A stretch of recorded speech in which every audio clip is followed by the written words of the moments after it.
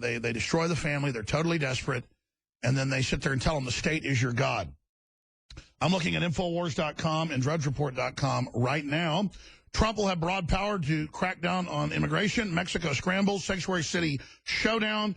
Bills have now been introduced in the House and Senate by Trump surrogates, even ahead of him taking office in 66 days, to remove federal funding from sanctuary cities. And guess what, ladies and gentlemen? In fact, let me pull the numbers up. I tweeted it this morning. If we could show the real Alex Jones up on Twitter.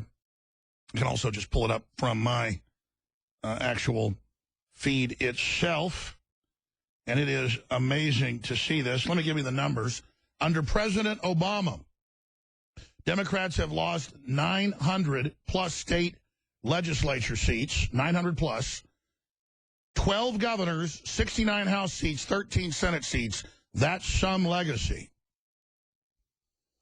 Isn't that just special? And as I've said, a majority of Americans, including white Americans, voted for Obama to prove they weren't racist. We voted for Trump to prove we aren't stupid. And there's something going on now where they go misrepresent what he said he would do. They use their old lies and say, he's not going to deport everybody in the country that's Mexican. Never said that. He said, if you get caught and you're a felon and you've committed a crime, you're going to be deported immediately. No games. We're going to make it easier for people that don't have criminal records and good to actually get documented so you're on a permanent underclass. The Democrats want you as a permanent underclass. But, let's not actually go with what he said. Sir, you can't let in all the refugees. Well, I thought they're Christian. No, sir, they're mainly jihadis that invaded. They're not vetting them. They're not even checking their IDs. Well, you got to stop all of it until you have that. It might take a week or two, but that's insane. He wants to deport all Muslims and doesn't want one Muslim to come in. So now they've got this paradox where they're misrepresenting what Trump ever said and now saying he flip-flop on it when he didn't. The only real issue is Reince Priebus. But the bigger question to that is that where you keep your enemies close? He knows how to run things. I mean, he knows who the people are to get his will done. Then Stephen Bannon is basically above him as the chief counselor. The media is saying they're dual, but what I read out of this is he's on top of him.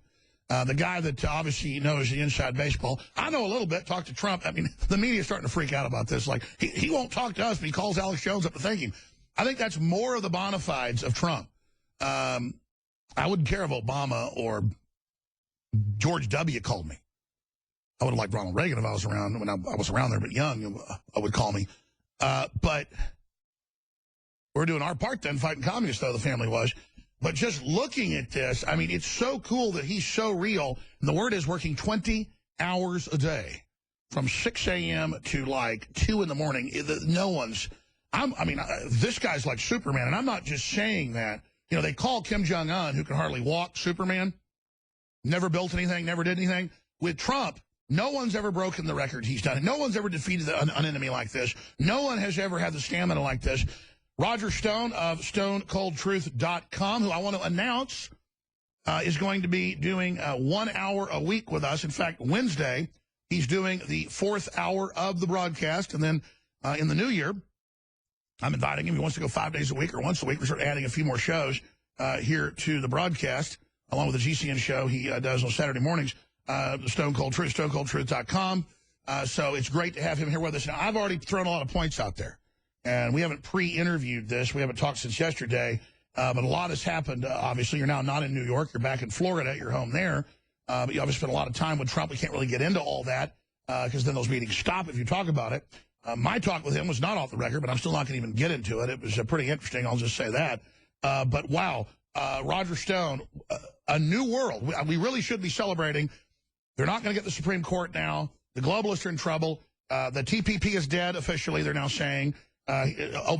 Trump is now looking to kill the carbon tax, so Kerry is racing to try to block that. Trump is already delivering like no president's ever done less than 1 week into being president-elect. He's still 66 days out. Roger Stone. Well, and Alex, the president of Mexico, the president of, I guess he's actually a premier of Canada, have both announced their willingness to renegotiate NAFTA. That's what strong leadership can do. And I'm very optimistic, and I'm still very excited about this new American revolution. Watching the losers on the left protesting here in my hometown of Fort Lauderdale last night, carrying signs I see on TV that say, "Rape Melania." This is deeply disturbing, but it's not going to change the fact that we're going to have an orderly transition to a new government, and that new government is going to lead America in an entirely different direction. Let's talk about the last 6 days, where you see this going, Trump's spirits, your gut level on how much he's going to be able to deliver. I mean, obviously, we need to work on who he appoints, who's in the administration right now. We need to obviously protect the president to be able to get his agenda through. I understand, though, he needs to know people that know how the D.C. system works just to have them carry out his will. So what do you make of this dual appointment, basically, of 2 chiefs of staff? Well, look, it's no secret that I was opposed to the appointment of Reince Priebus, but I'm going to give the president-elect the benefit of the doubt. He is a shrewd judge of people. He's always been a good judge of talent. And perhaps he can now use Reince Priebus to his will. My entire objection is not that Priebus isn't a nice fellow. I'm sure that he is. It's not that he did a bad job at the RNC. I think he did a pretty good job in this election. My only reservation was the fact that his political birthright is Paul Ryan, that he is a Paul Ryan protege and acolyte. And I always felt strongly that the chief of staff needs to be 100% loyal to the president. Now, I'm not going to prejudge Priebus. A lot of my friends on the right are unhappy today, but the rebellion that many of them promised has not materialized, and I think that's a good thing. Until I see Reince Priebus doing something that is contrary to the policies of Donald Trump, I'm going to give him the benefit of the doubt. And let me throw this out here. When I've seen patterns with Trump, like I predicted last Friday, Trump will announce that he's going to be at Trump Tower a lot of the time and not the White House, just to break with the Washington establishment. It's not a safe facility. It's got spies all over it. His places are nicer. I predict he won't have vacations, but working vacations at his different mansions and things, just to, remove himself from that structure, that he would ignore the press club. He was doing it as I was speaking. I also, think that what I've seen is he'll use somebody that's backstabbing him, but that he needs to get what he wants done until the minute they do something wrong and then throw them overboard like Chris Christie. And so I think that Priebus, I'm making a gut-level prediction that by May of next year, Reince Priebus is gone. Well, it remains to be seen. I am very happy about the appointment of Steve Bannon for a number of reasons. Bannon understands the Trump coalition. He understands who the good guys are and the bad guys are. He's got a good historical reference so that when neocons show up now and say, "Oh, I was with you the whole time," he knows otherwise. Steve understands the new media, and I think that may be the most important point of all. You see, the old media is dead. You know this, Alex. CBS, NBC, ABC, go ahead and throw the sheet over their face because it's done. Cable's next. I want to elaborate on that and talk about the future the way you see it, but let's take Bannon. It's a guy, I've got his cell phone number. I can call him and talk to him. I haven't even called him because I know he's so busy, but you've told me I probably need to. But the point is, that's how outside I am. I actually want to stay outside. But this is a real guy who's anti-New World Order. And when he took over Breitbart, rest in peace, Andrew, got even more hardcore now and is anti-New World Order and helped the president win with a message they had met as basically InfoWars. Well, it's not InfoWars. It's the reality. And they understand that. And so that's got to scare the system that the chief advisor to the president of the United States, number 45, is basically an older naval veteran, broker, media icon, expert, Alex Jones. I mean, that's got to really upset them.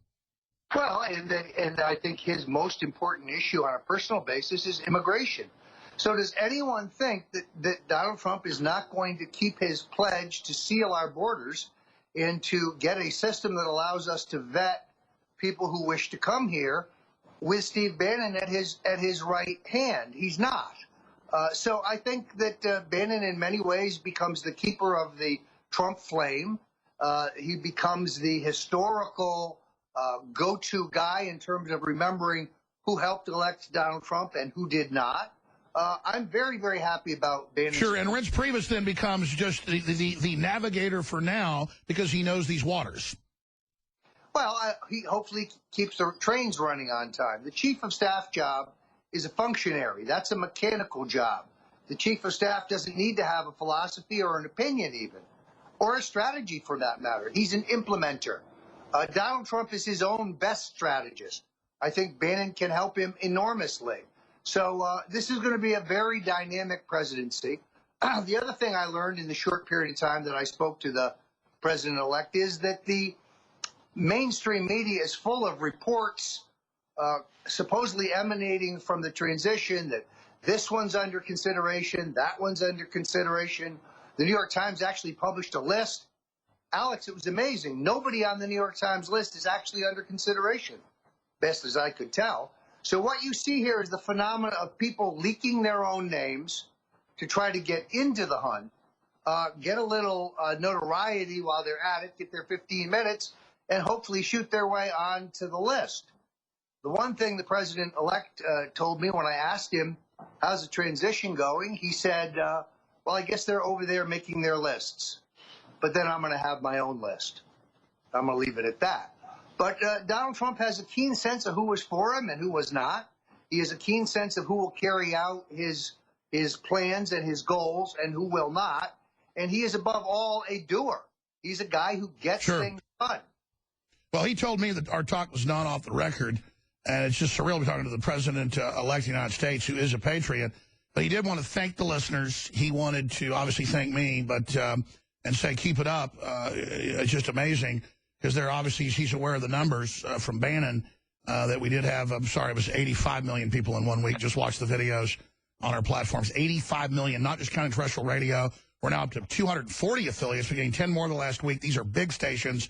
The meteoric rise of InfoWars just shows that we weren't coming up with our own cosmology or political idea. We were bringing back Americana. We were telling the story of how we got taken over. The military and police and public listened. And now the responsibility we have, I mean, I cannot believe at 42, and I've been asking you your advice, Roger, what I'm supposed to do sitting here with undoubtedly a bigger show than Rush Limbaugh now overall, because we don't just get old folks, we get young people, you name it. I mean, we now are the voice of populism and libertarian conservatism in this country. And I'm not calling up asking for anything. I'm not, you're not, I know, not asking for anything. We're not asking for jobs, anything. We want lower taxes, our country back.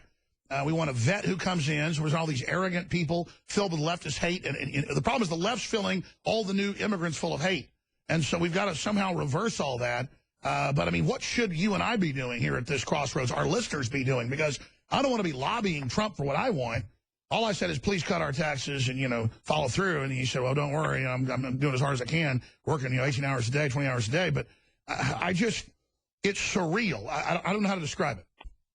I think the answer, Alex, is we have to rally people behind the Trump reform agenda. And that is going to be a Herculean task in itself. There's a couple flashpoint issues here that I think are going to be important. First and foremost is the question of the prosecution of the Clintons. Now, I know how Washington works. I worked for 3 presidents. I lived there for 30 years, 25 years. We'll cover your ass in 4 to 8 years if you cover ours. Right. So it's this comity is now coming up. Enormous mistake. The president will break faith with his supporters if he does not put the Clintons' misdeeds in front of a grand jury. Now, Mayor Giuliani was right the other day when he said this isn't a decision for the president. It's a decision for the judicial process. By the way, what's happened to Giuliani? He did a lot of stuff in the past I didn't like. Now he's just gold. Everything he's doing, he sounds like Napolitano or something now. Well, he's certainly right on this issue. I am not one of those who thinks that just because the election's over, that the Clintons should escape punishment for their multiple crimes. These are not small crimes. These are multi-million-dollar crimes. In some cases, I think they include treason and things that are even worse. So I do think we have to keep the administration's feet to the fire on this question of prosecuting the Clintons. I agree. What about Supreme Court? What about Judge Andrew Napolitano? Look, I have no concerns about Donald Trump. He's going to put solid conservatives on the Supreme Court. He's already released the list. He said he would choose from that list. He obviously could have broader latitude. I would love to see Andrew Napolitano on the Supreme Court or in any position of responsibility in this administration because he's just a great constitutional mind. We got a minute to break. Other topics. Well, Alex, it's kind of nice to get home and put your feet up a little bit, get reacquainted with my family. I have decided to write a book. It's entitled The Making of a President, How Donald Trump Orchestrated a Revolution and Proved the Media Wrong. And it will be out by Inauguration Day next year. Wow, so it'll be out in 66 days. It is in itself a Herculean task. That's a lot of writing, but I want to tell the inside story, still staying within the bounds of confidentiality, but a real political analysis of how this election was won and how Trump, the man, I think, won this despite his campaign in some senses because of his own capability as a communicator. His own instincts. I think it was his instincts and everything and his energy. And, well, I tell you, he's the man to deliver us out of this new world order. I tell you, he's a modern-day Moses if he delivers, and I think he is the real deal. I'm Alex Jones. Final segment with Roger Stone. Then we've got another great host taking over. Stay with us. By the way, the guns went silent right after the election. No more Media Matters attacks, no more MSNBC attacks, CNN attacks that I was having every day. Which really don't matter because they have no audience. I mean, almost does nothing. But now, hundreds of newspapers, he just mentioned it, said, oh, I'll Google Alex Jones. Huffington Post, Fox News, New York Daily News, Mediaite, highly cited, in-depth. I mean, it says hundreds when you click it. Hundreds and hundreds and hundreds. Conspiracy theorist Alex Jones says Donald Trump called to thank him. Well, it's nice he did that. But see, it's going to be like isolating, telling don't be with the conspiracy people. Well, that's folks that don't believe mainstream media. That's his base. So, and then some say, oh, is it even true? They're so delusional, they don't get. We brought Donald Trump to a great extent to the party. We built the movement for him to then come and take over with his great leadership. He knows that. You go to the rallies, a third of the folks are wearing our T-shirts, and Trump knows that. I mean, the media doesn't get it. We don't need you. And so it's this is bona fide showing how good Trump is. What's your comments on this, Roger? Yeah, no, I don't understand this concept of because you appear on someone's show, that means that you and he must be in lockstep agreement on every issue. Alex, you and I are good friends. We don't agree on everything. We agree on a lot of things. We probably agree on the big things. But this idea that he can't appear here because of any position or view that other people who've been on the show have taken, what kind of liberal nonsense is this? When he goes on with Wolf Blitzer, does that mean he and Wolf agree on everything? It's insulting is what it is. Well, to me, it shows the class that we know full well most of the campaign folks, other than Bannon, who's for him coming on, say, don't be involved with Alex Jones. I mean, and then you walk out there, their whole message and the speeches Trump and Bannon are writing are just central InfoWars. Everyone already knows it. The listeners already know it. The numbers already know it. 85. I told Trump last Friday, 75. They actually correct me. It's 86, or almost 86 million people in 1 week that tune into our streams. And I'm not bragging, but how does the mainstream media deal with that when they're dead? They don't even have 1 million viewers on their average show. They're a joke. Well, it's interesting, Alex, that the New York Times, the Washington Post, even your local hometown paper there, the Statesman, I think they're finally catching on to the fact that you are outpacing the cable networks by a long shot, and that this is the future of media. As long as the internet is never censored, i.e. closed down, this is where it's at. This is the free exchange of ideas that has made the new American Revolution possible. Well, it's amazing. I want to hold you 5 more minutes to get into other topics. A few of the questions I've got, I always ask this question, what else is on your big board? What else are you looking at right now? Let's cover that next segment. What are you really concerned about the next 66 days till inauguration? I'm worried they're going to try to kill this hero. Well, my greatest concern, of course, is the boarding party from the neocons and the regulars. You see this going on every day. Non-Trump Republicans floating their name for high-level, august positions in the administration. I was in the Reagan transition. I was handling Interior Department matters.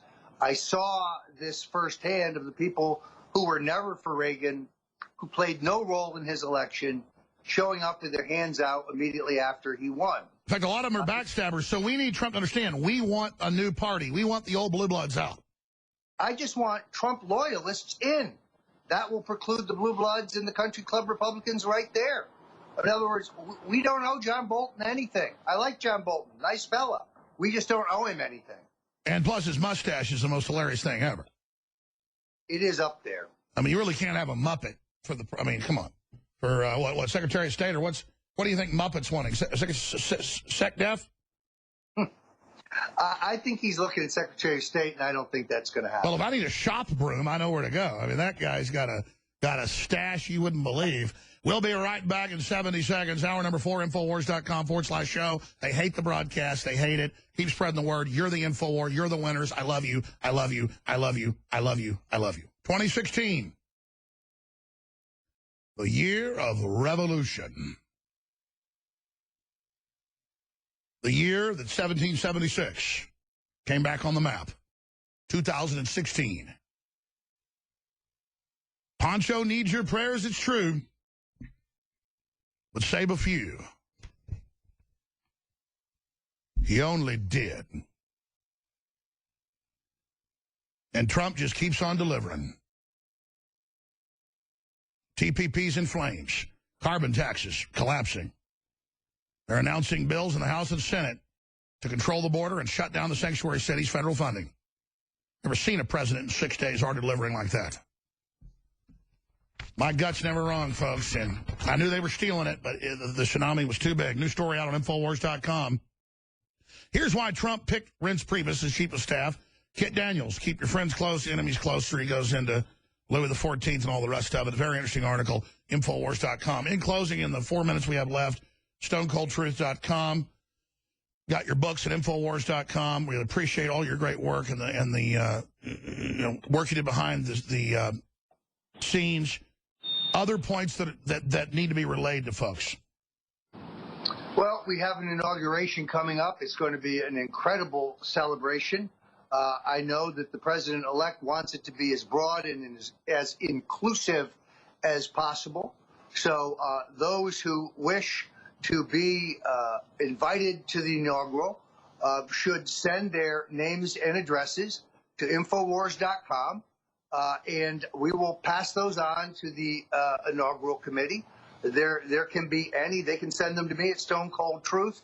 Any patriot who wishes to attend the inauguration, this is going to be a people's inauguration. This isn't going to be a... You know, my son wants to go, and Trump on air invited him to come up and, see him at his office or have dinner or something. I never really, the times I've talked to Trump, he's like, yeah, come have dinner soon. I'm like, okay. I guess if Trump says that, I should try to actually call up and have that happen. I mean, that would be great to happen. But, just going to the inauguration, should I even go to that, Stone? Well, Alex, you should. But I think that the president-elect is more interested in the average campaign worker, the foot soldiers. No, I totally agree. That's who we should get to go, so they should send that to you. Yeah, well, they can send it to me. They can send it to either of us. It's just we're a funnel point. Tom Barrack, who is a close friend of Donald's, a longtime friend of mine, the chairman of Colony Capital, which is a real estate opportunity fund in L.A., will be announced today as the inaugural chairman. Very able fellow, probably Donald's closest friend. And I know that he wants to run an inclusive, people-oriented... Oh, you're giving us a news story right now. Donald's about to appoint his inaugural head, and he's going to have it very grassroots. That's my understanding. He's not so much worried about the executives in the multinational corporations. He's more concerned with the foot soldiers, the people who went door to door, the people who attended his rallies, the people who worked so hard for this victory. So this is going to be a people's inaugural, and I think Tom Barrack will see to that. Any other points, my friend? I think we've kicked it around pretty good, Alex. I must tell you, I'm still celebrating. I've still got stars in my eyes. Look, I worked for 3 Republican presidents, 9 Republican presidential campaigns. I thought the election of Ronald Reagan was perhaps the greatest day in my life, other than the day that I married my wife. Now I have to supplant that. This is an even bigger victory against even longer odds and even against a more entrenched enemy. Sure, since the media is freaking out asking what Trump, and they're calling, what did Trump say to me? First thing he says, how are you doing, Alex? And I said, this is one of the happiest days in my life, except for my kids being born. I just feel like America's been reborn. And he said, I know. He goes, I'm working really hard, but I got so much energy. It feels so good. And he sounded like he was in really good spirits. He's in a great mood, and I think he's very excited about the future. It's good to have somebody in there that did not to get us, isn't it, Roger? Well, it's good to have an optimist who realizes America's greatest days are ahead of us. That's right. I'm going to come back and hand the baton to David Knight. Roger, it's great working with you the last year and a half. I love you to death. Love the audience as well. We'll be right back.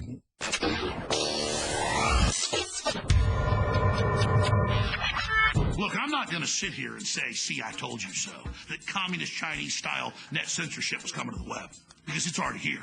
It's being announced. The way you keep the internet open and free is you get involved more than ever.